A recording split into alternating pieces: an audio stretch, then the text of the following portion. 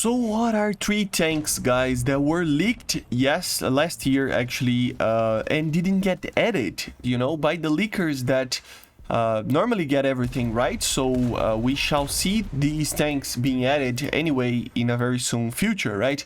But what are three tanks that they actually leaked and didn't get added? So we start with the Leopard 1A5 Cockerill 3105 upgrade. This is basically an upgrade that is trying to be made by a Belgian company. It's called the John Cockerill Defense, and the objective here is to basically upgrade the already existing Leopard 1s, right? Specifically like a Leopard 1A5. And basically the idea here is that you will remove the turret and you install this turret that they produce in a very easy manner, and it makes it be lighter.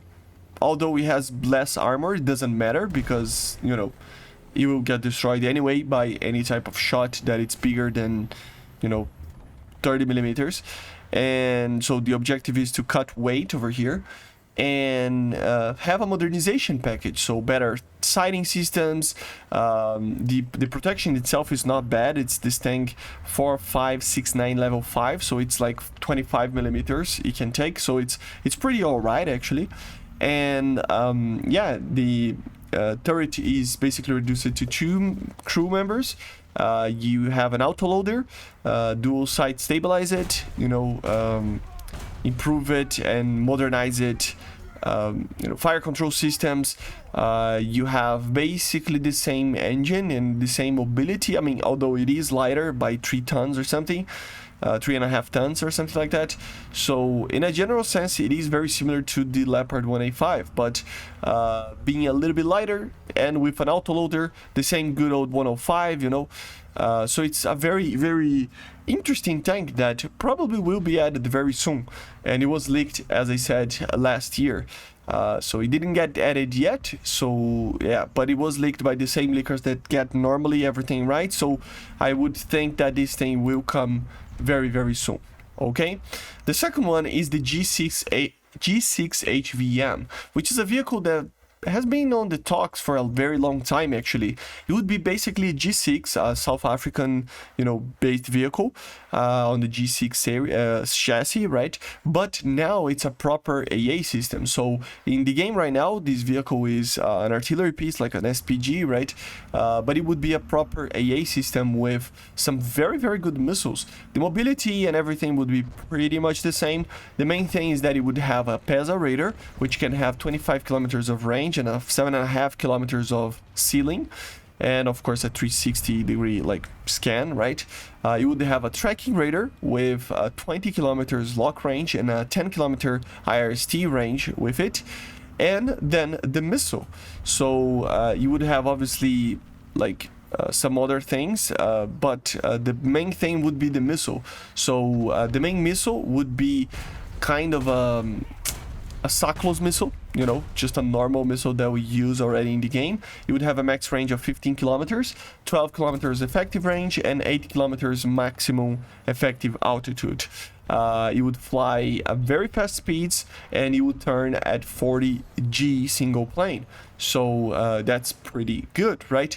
It has even that they tested, they didn't actually implement in this chassis, but they tested an IR version with, some very modern ICCMs, and even an active radar homing seeker as well on the missile.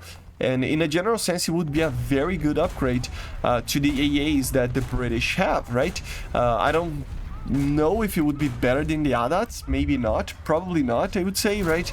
Because the ADATs actually has a better turning capability and technically more energy, but at the same time, the launch range of the ADATs is like 10 kilometers, right? So this could technically go above that and go to 12 to 15 kilometers.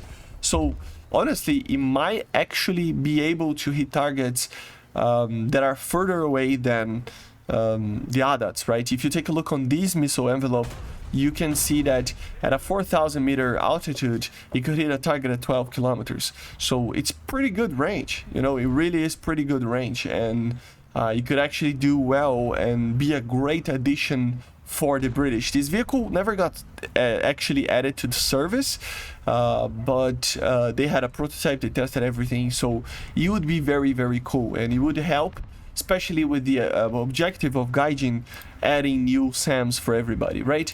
And the last vehicle that they actually leaked and it didn't get added, it is the EFV, or the Expeditionary Fighting Vehicle. Basically, this vehicle was designed to replace the AAV-7, and here we have basically an amphibious assault vehicle for the Marines, for the US Marine Corps, right? So it means that it is not really that well armored, but it can take a punch. But the main thing is that it has a Bushmaster 30mm. It would be mobile enough, it's not the most mobile thing ever, but it can get to 72 kilometers per hour in the road and actually a 46 kilometers per hour on the water, which is pretty amazing actually. It produces a pretty substantial amount of power, if you will. On land it produces 850 horsepower, but on water it produces 2700 horsepower. So I don't know what happens there. I have to look more into it, but Jesus Christ, right? But yeah, it would be kind of a low armored vehicle with a very fast speed on the water and a very interesting automatic cannon, right? And it would be basically a modernization of what an amphibious assault vehicle would look like, basically, right? So yeah, all of these three vehicles were leaked, as I said, by the same guys that always leak everything, the main ones, in the Discord. So they normally get everything right? So it's kind of funny that these three vehicles didn't get added. One of them was even apparently meant to be used instead of the T80U DBE, right? They got added in the event, which would be the AFV. But anyway, it didn't get added, and we probably will see some of these vehicles at least this year, right, in the updates coming not that far into the future.